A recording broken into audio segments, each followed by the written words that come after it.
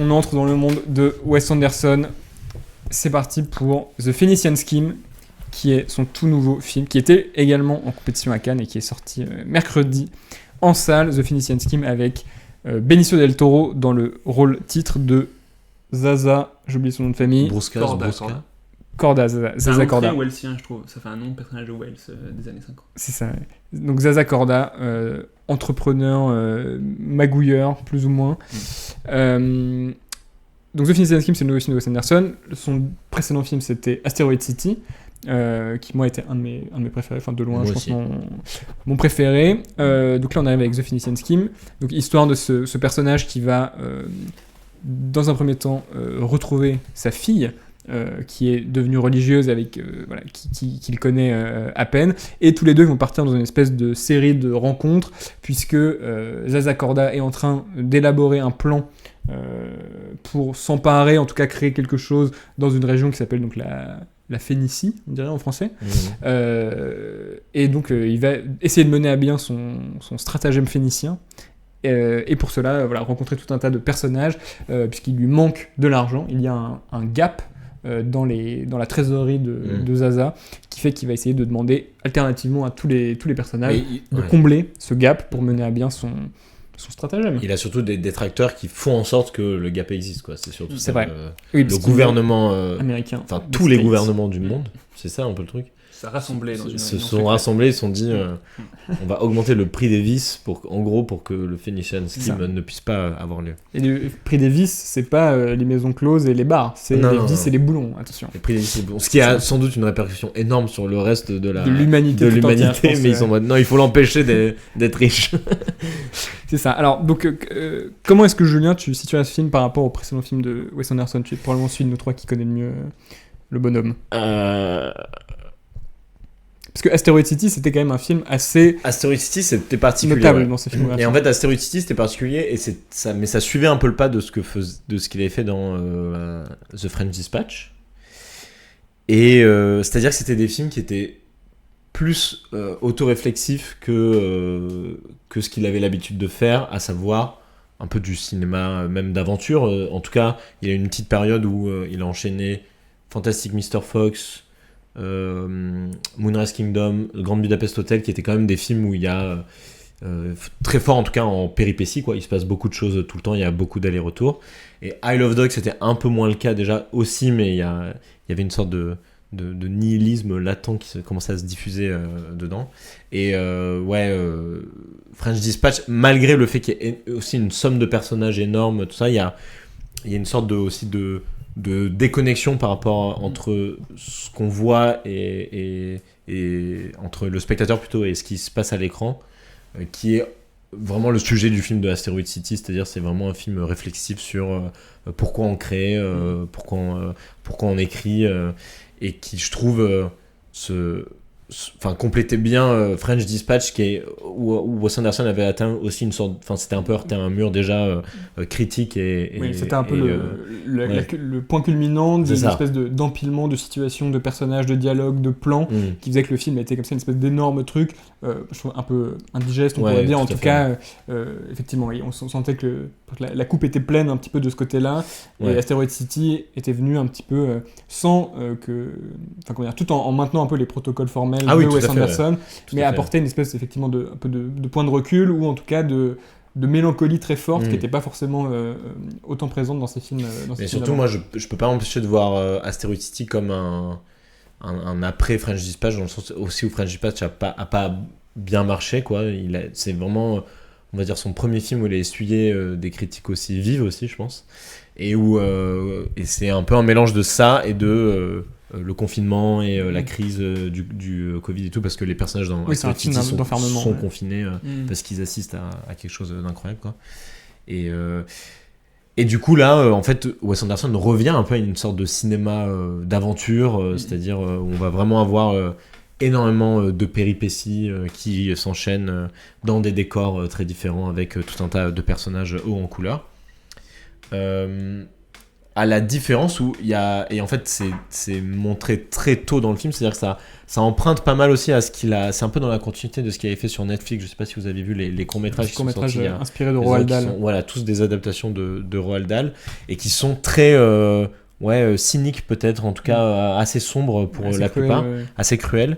Et en fait, on est un peu dans la continuité de ce geste, et c'est dit dès le début avec quasiment le troisième plan, c'est l'assistant de Zaza du coup ils se font attaquer dans l'avion, et l'assistant en fait est placé près de la bombe qui explose dans l'avion, donc on voit son corps partir coupé en deux, être coupé en deux, il y a une gerbe de sang, ça et tout, ce qui est complet.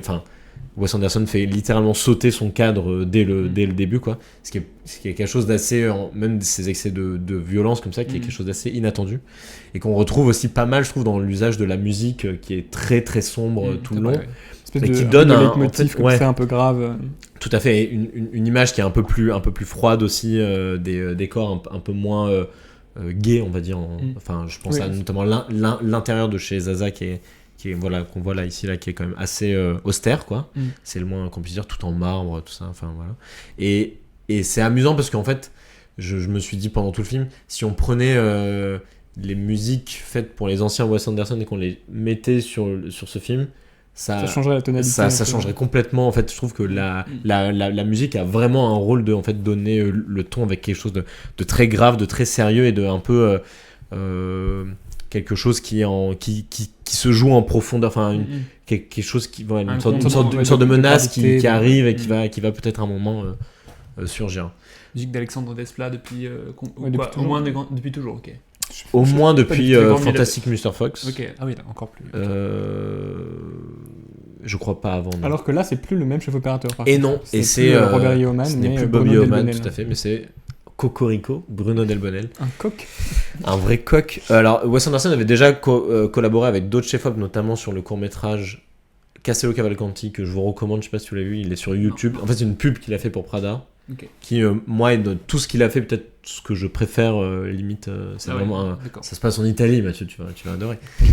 Où du coup, là, il avait collaboré avec Darius Khondji, Cocorico déjà. Et, un autre coq. Et là, du coup, Bob Yeoman n'est plus de la partie. Alors, je crois que Delbonnel avait bossé sur Asteroid City en équipe B, peut-être. Enfin, je sais pas, c'est ce que j'ai entendu, mais je suis pas sûr. Mais je trouve photographie assez incroyable. Enfin, je sais pas ce que vous en avez pensé. De Phoenician Scheme. Ouais, je trouve que notamment les séquences en noir et blanc dans l'espèce de purgatoire sont vraiment. Bon, moi, j'ai un amour énorme pour le Macbeth de Joel Cohen, pour lequel il avait fait. Un amour irraisonné. L'image. Mais je trouve qu'il y a en fait, c'est amusant, mais je pense que Bob Yeoman n'aurait jamais traité le noir et blanc de cette façon. Tu sais, il y a un tu l'appelles Bob parce que tu le connais bien. Bob, Rob. Non, mais Robert. Bob Marcel. Bob Marcel. Ah putain, quel nom de personnage incroyable. Non, mais je pense que Robert Yeoman n'aurait jamais. Tu sais, il y a un truc hyper métallique dans le. Bon, voilà, c'est peut-être pas la chose qui fait le plus grand intérêt du film, mais je trouve que la photographie est plutôt très très réussie. Et moi, ça m'a plutôt convaincu quand même. Voilà, tout ça pour dire ça. J'avoue que effectivement, en tout cas, à mon avis, la part la plus riche du film, c'est ce qui tient un petit peu à ce que tu as décrit dans cette scène d'introduction, où, voilà, on va dire, enfin, c'est un peu à la fois des clichés, à la fois je pense que c'est assez vrai, mais il y a chez Wes Anderson un amour, on va dire, du cadre, et du cadre dans le cadre, et un petit peu de l'emboîtement, et on pourrait dire un peu de la maison de poupée, on va dire, où les choses sont très précisément à leur place, une espèce de méticulosité comme ça, très importante. Et premier geste qu'il fait dans le film, c'est faire éclater cette petite boîte, quoi. Et donc ça promet, en tout cas pour la suite du film, une espèce de disruption, quoi, on va dire, qui est présente, on va dire, au moins dans quelques séquences, puisqu'il y a cette idée assez amusante que, en fait, Zaza Corda a subi un nombre incalculable de tentatives d'assassinat, tout le monde veut le buter tout le temps, notamment en avion, et donc il y a plusieurs crashs dans le film, et à chaque fois, il est un petit peu increvable, et il va revenir comme ça dans le plan. Et donc il y a cette idée, qui est assez intrigante, et alors, j'ai envie de dire inédite, mais je pense que la violence avait sa place peut-être dans certains films, peut-être ces films plus anciens que je connais moins. Il y a pas à ce point-là. Pas à ce point-là. Il y avait je me suis un peu peut-être dans Moira's Kingdom, il y a quelques scènes où les enfants ils se battent entre eux là, et où il y a un peu de sang qui coule. En fait, il y a très peu de sang. Ouais. Je me souviens dans Rushmore, il y a un plan assez horrible où Bill Murray se met à frapper un de ses fils par dépit, ce qui est un peu traité comme qui arrive un peu de nulle part, donc qui fait à la fois rire, mais qui est assez grinçant, quoi. Mais non, sinon oui, et évidemment dans Grande Budapest, il y a des doigts coupés et parce qu'il y a comment il s'appelle Willem Dafoe. Willem Dafoe qui est un assassin. Mais en fait, une gerbe de sang, par exemple, c'est pas du tout dans ses formes filmiques, quoi, tu vois. Et donc, en tout cas, il y a l'embryon d'une idée qui serait finalement, on nous dit dans la famille Tenenbaum, il y a quand même un plan sur un perso qui se taille les veines. Tout à fait, c'est vrai, j'avais oublié. Faux fan que t'es. Mais effectivement, en tout cas, mais en fait, ce qui est intéressant au-delà de la violence en elle-même, c'est l'idée que ce soit associé à un dérèglement, on va dire, du plan, quoi. C'est un élément qui est très inattendu. Alors, il y a toujours eu du burlesque, on va dire, chez Wes Anderson, mais là, il est beaucoup plus sec et assez brutal, quoi. C'est pas du tout un cinéaste brutal, on pourrait dire, du reste. Et là, il y a l'embryon de ça, avec cette idée, je pense, assez intrigante, qui serait que, finalement, on sabote l'avion de Zaza, un peu comme on sabote le plan de Wes Anderson, quoi. Et donc, il y aurait peut-être une sorte un peu de correspondance entre les deux, qui se prolonge ensuite, puisque quand Zaza explique son plan son master plan pour ce fameux projet un petit peu nébuleux qu'il a en Phénicie, tout est exprimé par des boîtes à chaussures qui sont remplies on suppose, de documents, en tout cas qui symbolisent la progression du plan, et donc finalement Zaza serait un peu une sorte d'emboîteur, un peu de la même manière que Wes Anderson lui-même, donc il y a des parallèles qui sont assez intéressants là-dessus. Après, est-ce que ça éclot sur un véritable horizon formel dans la suite du film? Je suis un peu moins sûr. Je trouve ça marrant, du coup, il est increvable, quoi. Et comme Zaza, en fait. À chaque fois, on dit c'est son dernier film, là, il a tout fait. Et en fait, il se relève et il en refait un peu cabossé, mais. Avec toujours un casting de foot. Il continue. Donc la disposition là, de nous dans le cadre est assez représentative. T'as globalement aimé le film, t'es partagé. Moi j'ai trouvé ça vraiment nullissime. Mais en fait je précise d'abord que je connais pas très bien Wes Anderson. J'ai pas vu notamment ses 2 derniers films. Et Asteroid City, dont vous avez tressé les louanges, il faudrait que je le rattrape. Et j'ai jamais aimé son œuvre, j'ai jamais trop compris pourquoi il plaisait autant. Mais bon, encore avec plein de lacunes.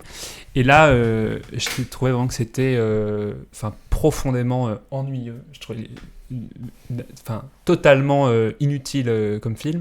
Et je reconnais qu'il y a une beauté plastique, c'est indéniable. Ce serait être bête de ne pas le voir. Mais je trouve au service vraiment de rien du tout. Et j'avoue que je comprends même pas. Mais c'est pour ça que je suis très content que je me suis dit en sortant, je suis content d'en parler avec je savais pas si t'avais aimé. Il m'a dit que t'aimais beaucoup Wes Anderson. Je me suis dit c'est très bien parce que ça me permettra de discuter. Où vous trouvez de l'émotion ou de l'intérêt, de la stimulation, parce que je trouve le film extrêmement, d'ailleurs un peu trop, très bavard, extrêmement, totalement dévitalisé, sans aucune aspérité. Les personnages sont tous ridicules. Et je trouve d'ailleurs l'humour est en permanence raté. Il y a quelques blagues. J'aimais bien quand il disait je me sens en sécurité alors qu'il vient de survivre à tous les attentats de la Terre. Mais bon, sinon je trouve rien n'est drôle. Tout est assez même, un peu quand même éculé. Le gag, il se relève, il crache dedans. La nonne qui tire son couteau, puis ensuite elle fait le signe de croix dans l'ascenseur. Je trouve ça même d'une pauvreté d'invention assez dramatique. Je sais pas, j'ai pensé à des choses pendant le film en me disant mais c'est même dangereux d'avoir ce genre de... Je sais pas, je me suis dit ça ressemble à OSS 117-2 quand le crash dans la jungle, la fin, ça me faisait penser à Mission Cléopâtre, qui sont des films que j'aime beaucoup, mais je trouve ça n'a rien à voir... ça n'a rien à faire avec... Après, il y a un truc un peu du plaisir du factice, en tout cas. Non, c'est sûr, mais ça me dépasse, mais je sais que c'est un cinéaste qui est beaucoup, il est en ce moment même une exposition à la Cinémathèque, une rétrospective intégrale, donc il y a indéniablement une partie de la cinéphilie qui y voit vraiment quelque chose. Moi, j'avoue que je comprends pas trop. Et même si effectivement, je sais pas, c'est tellement affiché en termes de mise en scène, le travelling, le 14e panoramique vers le bas, on voit des boîtes. Je trouve que c'est juste un jeu de construction mentale, mais qui ne dit rien du réel. Il n'y a aucune sur la relation père-fille, je trouve il dit absolument rien d'intéressant. Sur la religion, il dit absolument rien d'intéressant. Sur Dieu non plus. Je comprends même pas à quel endroit. Sur l'économie non plus, sur le colonialisme non plus. Mais de fait, c'est pas du tout ces sujets. Donc je sais même pas ce qu'il veut dire. On a vu un film avant dont le sujet était trop grand et desservait la mise en scène. Pour moi, il y a une mise en scène indéniablement présente, mais qui tourne de mon point de vue, mais je sais que vous avez d'autres avis, donc je suis très content de vous entendre, qui tourne totalement à vide. La scène avec Scarlett Johansson, pour moi, elle sert à rien. Enfin, je comprends rien au film, quoi. Donc, même s'il y a des choses qui me font rire, j'aime bien notamment l'idée comme ça de la balle qui se prend pour sauver. On sent que ça. Ouais. Moi, je me suis demandé, c'est marrant, ça pourrait presque être une astuce de sa part. Apparemment, c'est quand même plutôt. Il saisit l'opportunité plus que. Mais on sait pas trop. Après, le coup, comme ça, le transfert d'argent avec le sang, maintenant, bon, c'est un peu drôle, mais. Je trouve que c'est microscopique par rapport à l'ennui. Mais après, j'ai vu ce film dans une salle aussi où personne ne riait. Je sais pas ce qu'a été votre expérience. Pour moi, dans ma salle, personne ne riait, à part une personne. Et ça, c'était glacial quoi, comme réception. Et je sais pas si c'est ce qu'il veut. Peut-être c'est un film où toutes les blagues sont à blanc un peu. Peut-être. Mais moi, voilà, je comprends rien quoi. à Wes Anderson en général, je pense. Bah, en tout cas, pour aller un peu dans ton sens, c'est que moi, ce qui m'a frappé, en tout cas... en repensant au film intégral par rapport à ce que la scène d'intro et quelques autres moments, tu as parlé de ce moment où il se fait tirer dessus et donc on a voilà, la plaie, le sang qui gicle, etc. Il y a un moment un peu plus tard dans le film d'affrontement où le personnage de Cumberbatch va même empoigner la caméra elle-même et la faire trembler, ce qui est quelque chose d'assez étonnant dans un cinéma aussi précis, rigoureux. Mais à part ces quelques bribes là, je suis d'accord que j'ai aussi trouvé le film un petit peu routinier en fait. Je suis d'accord.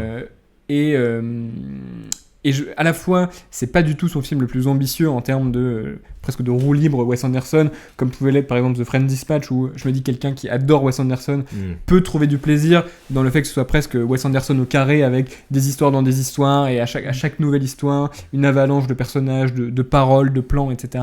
Donc je trouve que le film va pas dans cette dimension-là. En fait, c'est un des plus simple du point de vue de la construction du film. C'est un récit linéaire assez voilà, une sorte de film d'aventure on pourrait dire voilà, très assez simple voilà, en tout cas il n'y a pas du tout de mise en abîme comme il en a beaucoup fait y compris dans Asteroid City et en même temps du point de vue de Wes Anderson qui casse un peu ses jouets je trouve que le film va pas très loin non plus quoi.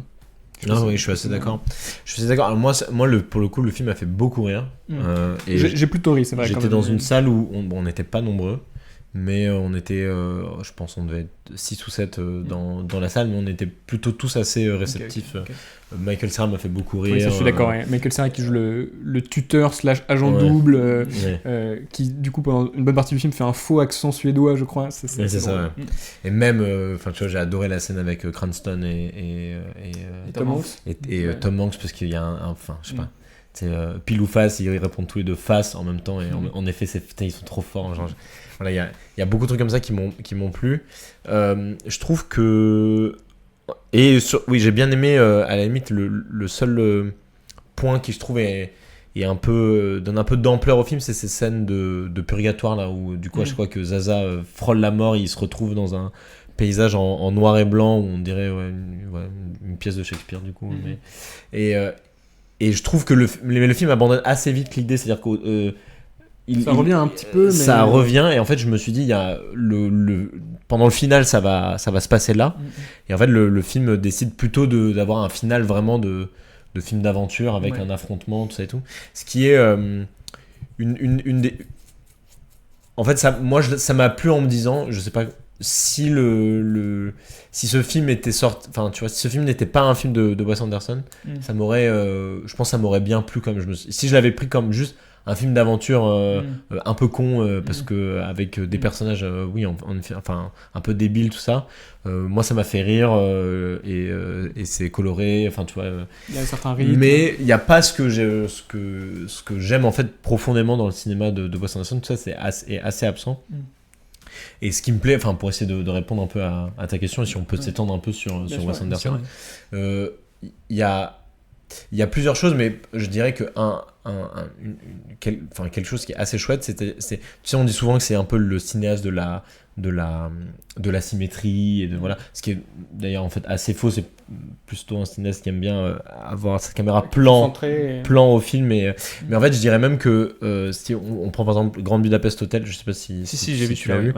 Il y a un plan à la fin qui est où Adrien Brody rentre dans le Budapest Hotel pour tuer tout le monde là, et il monte sur les marches, et il y a un plan hyper composé des marches au milieu, Adrien Brody qui monte, tout ça hyper centré, hyper symétrique, et il y a la tête de Edward Norton qui est rentre dans le bas, en bas à droite du cadre, et qui surgit avec sa moustache comme ça, et qui se dit mais il se passe un truc bizarre, enfin, et moi me fait exploser de rire alors qu'il y a rien, tu vois. Et je dirais qu'en fait un peu à l'image de ce plan où en fait le registre comique tient sur le fait que il y a quelque chose qui vient perturber la symétrie. Ce que j'aime dans le cinéma de Wes Anderson, c'est justement cette espèce de... Tous ces films sont un espèce de... un peu même à l'image des gâteaux de Grande Budapest Hotel, elles sont des sortes de pâtisseries hyper jolies, elles-mêmes emballées dans un coffre rose bonbon où tout est beau, tout est symétrique, c'est tout ça. Et du coup, a priori, on va dire cette surabondance de couches entre nous et le film fait que c'est très plaisant à regarder, mais on se dit à aucun moment on va se retrouver saisi par le film, du coup, parce qu'il y a toutes ces sortes de vitres qui nous séparent du film. Et au moment où lui perturbe un peu son film, enfin son rythme ou son propre cadre, tout ça, là le film arrive à nous... Je vais continuer le parallèle avec le gâteau, comme si le goût du gâteau... Tu vois, tu commences à manger le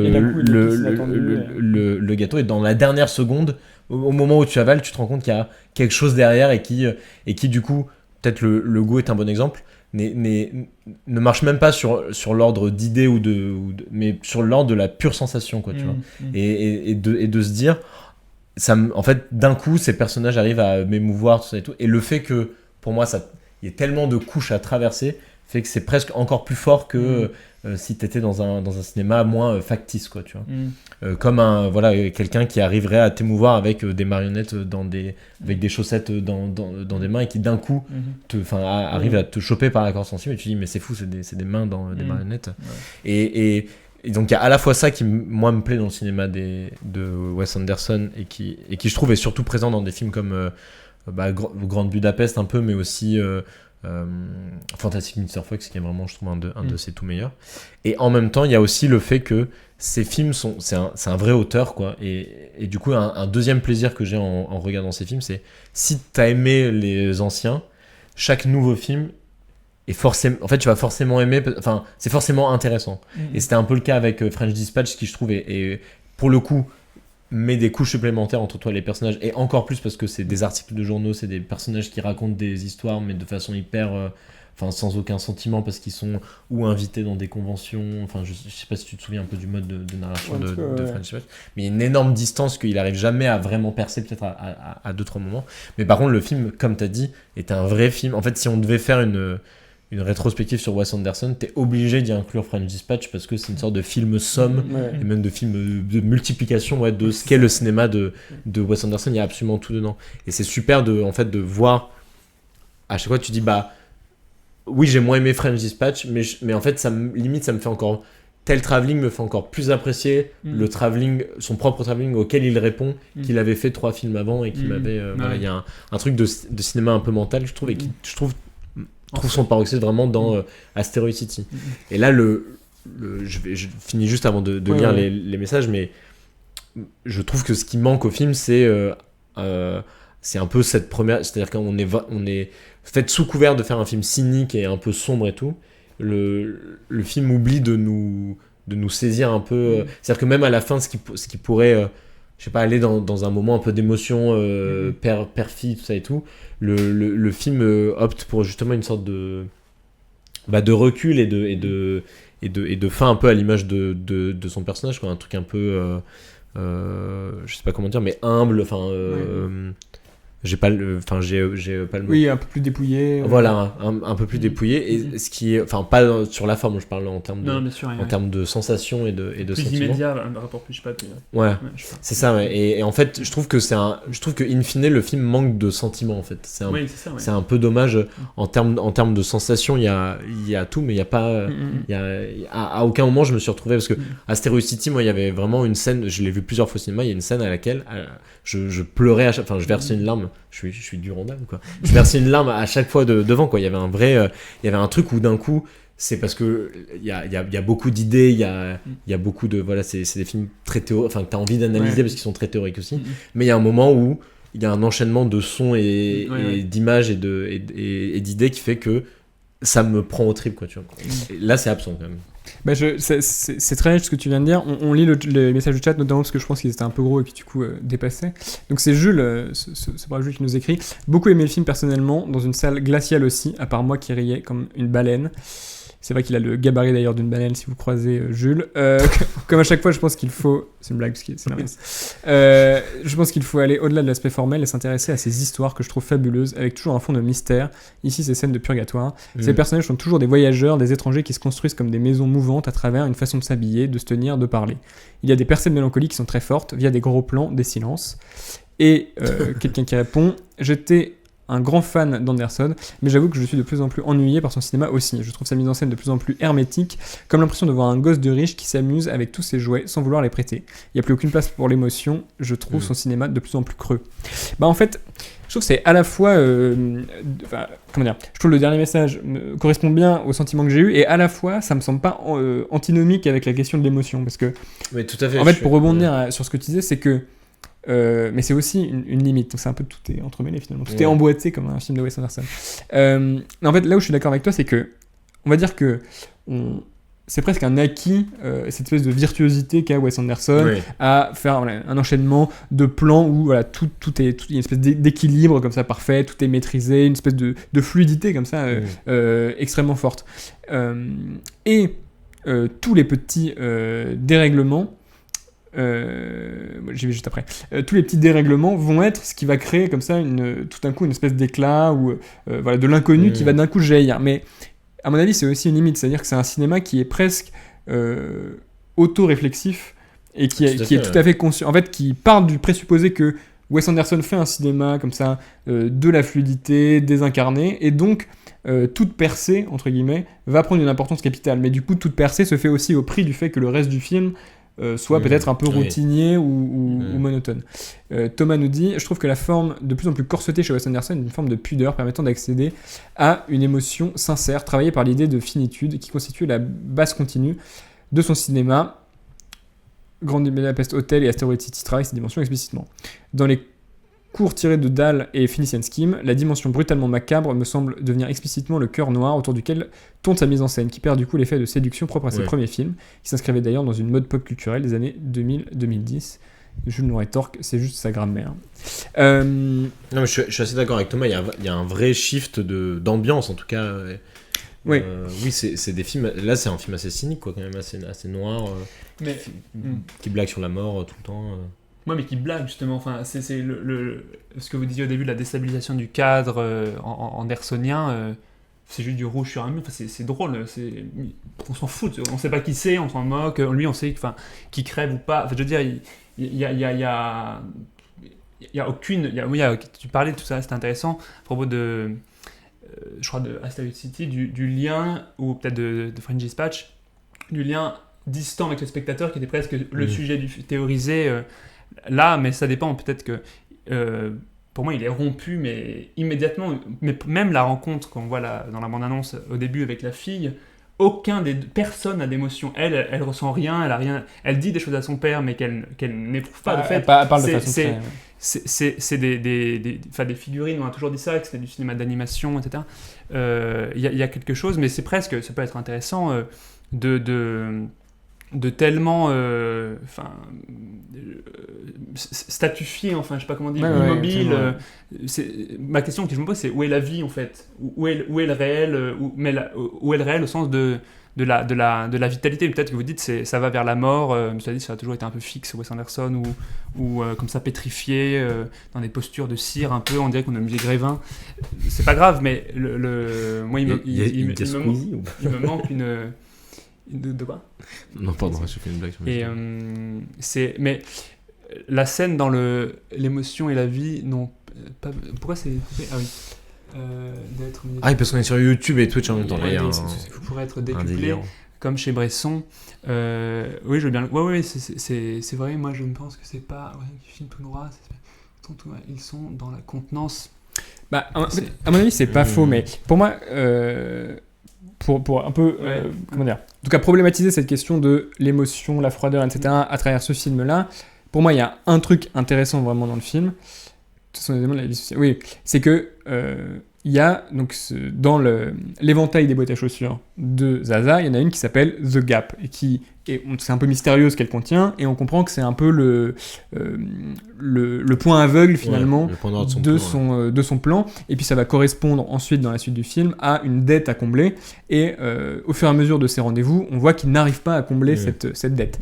Et donc il y a une espèce d'effet un peu de parallèle qui se joue où finalement le gap, ce serait un peu cette part d'émotion irréductible que ressentirait Zaza, qui a beau faire des plans comme ça extrêmement savants, précis, où il peut faire assassiner des gens peut-être, etc.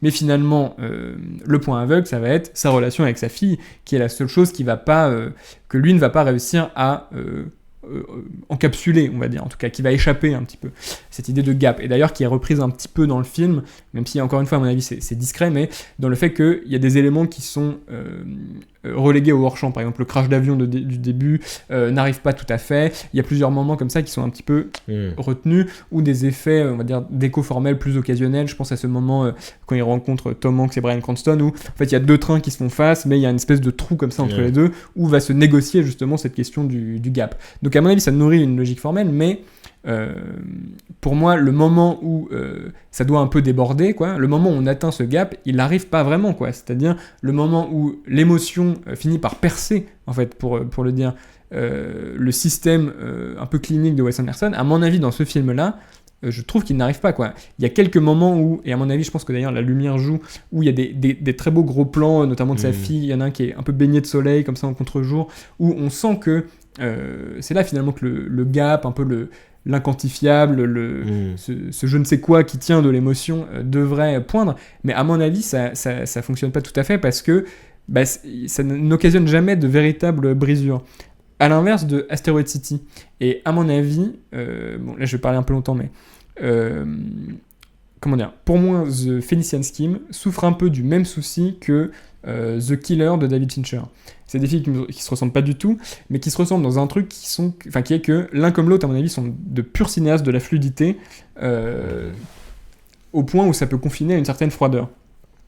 Et pourquoi j'aime Asteroid City de Wes Anderson et moins ses autres films et moins celui-ci, c'est parce qu'à mon avis, dans Asteroid City, l'émotion vient précisément de ce qui est le cinéma de Wes Anderson, c'est-à-dire l'empilement, etc. Et le fait que, puisqu'en gros il est question un peu de deuil dans Asteroid City, la ville elle-même repose sur ce cratère avec un tout petit astéroïde qui à un moment est enlevé du film, et c'est l'idée que finalement si on stoppe un tout petit peu, une seconde, le mécanisme un peu d'horlogerie du film, d'un coup, paf, il y a une espèce de vérité de l'émotion qui va traverser comme ça toutes les couches, et que finalement l'acteur et le personnage, je pense particulièrement à Jason Schwartzman, vont ressentir malgré tout, quoi. Finalement il y a quelque chose qui traverse, et pour le coup il y avait de vrais moments dans le film d'ailleurs qui étaient un peu des moments d'à côté qui se passaient en coulisses, notamment le moment avec Margot Robbie qui est une très belle scène, etc. Et c'est juste avant le moment où je pleure, c'est juste après, pardon. Et voilà, et il y a ce très beau moment que tu as décrit, que tu n'as pas décrit mais auquel tu penses, qui est le moment de You can't wake up if you don't fall asleep, qui est une espèce de moment comme ça où il y a une espèce de lumière qui d'un coup va venir percer comme ça,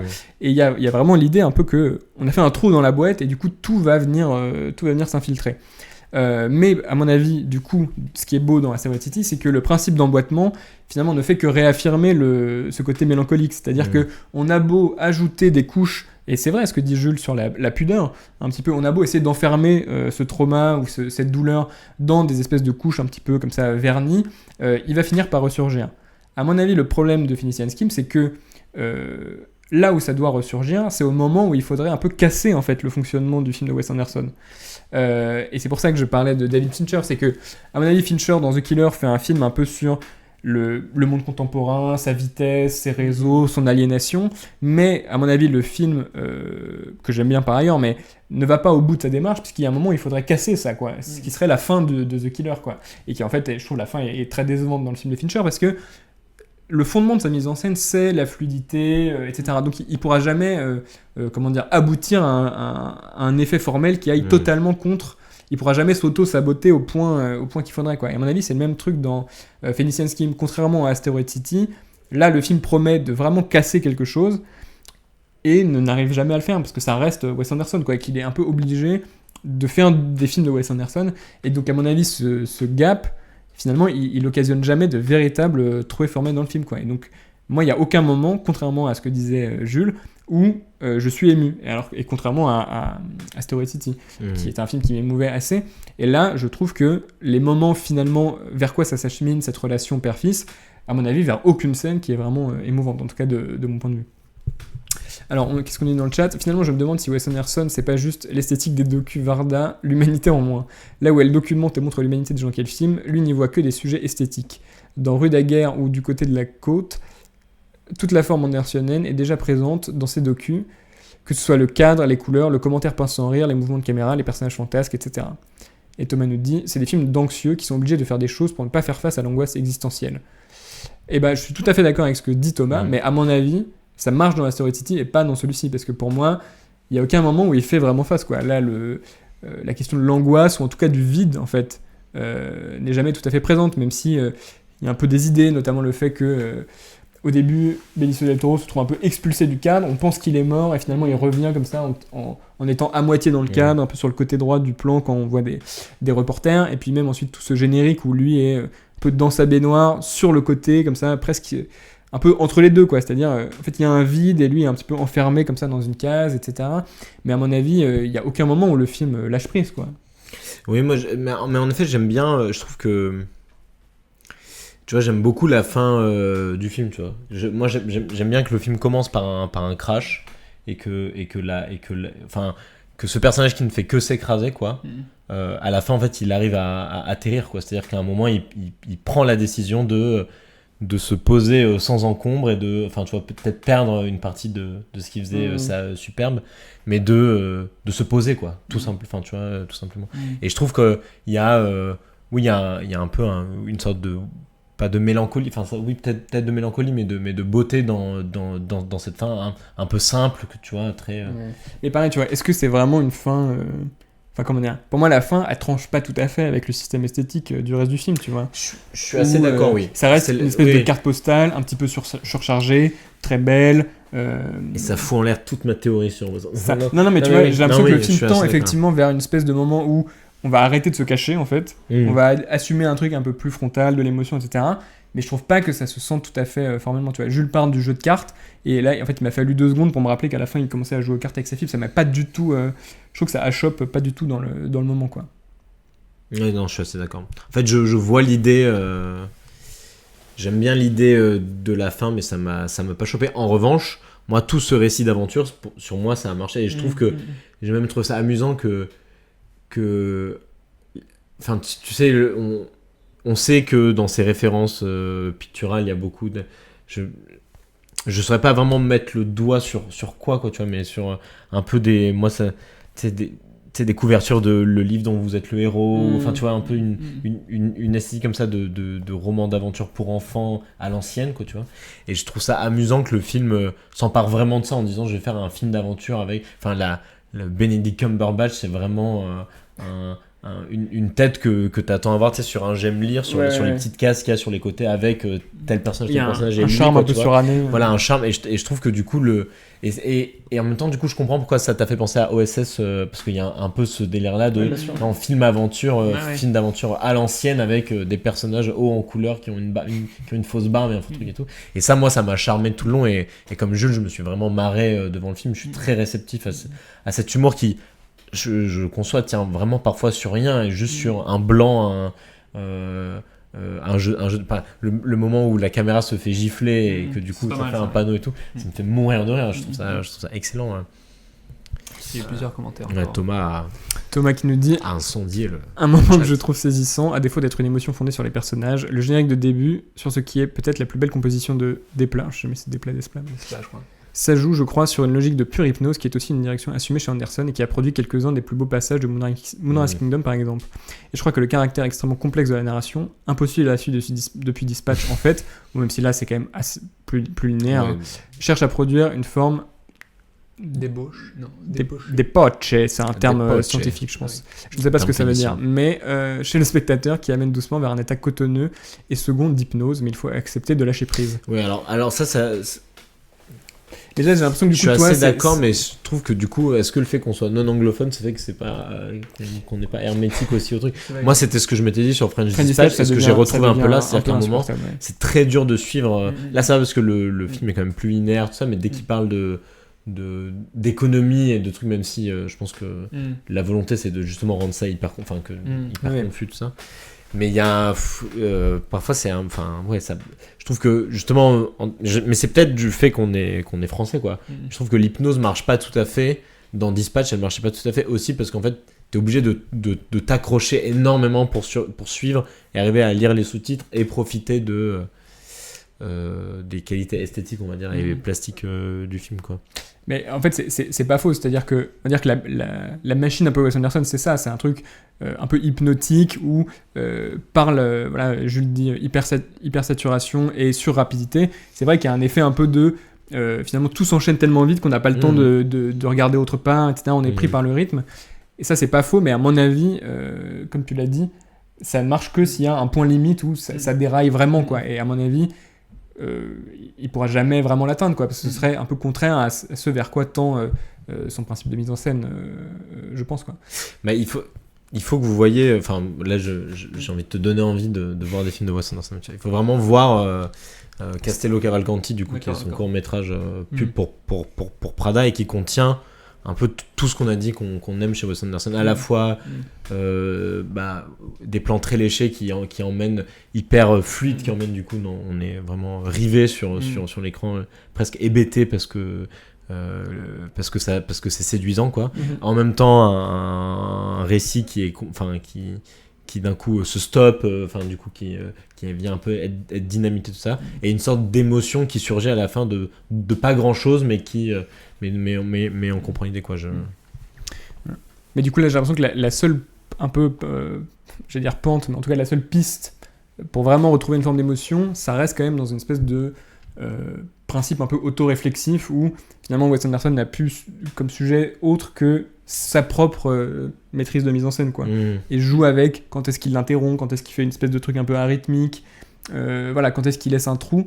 Mais j'ai l'impression que et pour moi, c'est un peu... ça reste quand même loin de l'émotion, là, en tout cas, en l'occurrence, si on reprend la piste que mentionnait Jules, de vraiment un truc sur les personnages, etc. Moi, je trouve qu'on reste quand même très loin de ça, quoi. Mais en fait, pour moi, c'est un peu moins le sujet de ce film aussi, j'ai l'impression. Ouais. Tu vois. Moi, je le vois... Enfin, je sais pas, j'ai du mal, surtout après Dispatch et Asteroid City, j'ai du mal à le voir comme un film... si autoréflexif que ça. Enfin, tu vois, il est un peu par essence parce que il continue de faire... Je pense pas que le gap et tout, même avec ce personnage principal, il y a un peu des effets de parallèle, je trouve, quand même. C'est vrai. Mais tu l'as souligné là tout à l'heure quand on a commencé à en parler. C'est vrai que j'y avais pas trop pensé, en fait.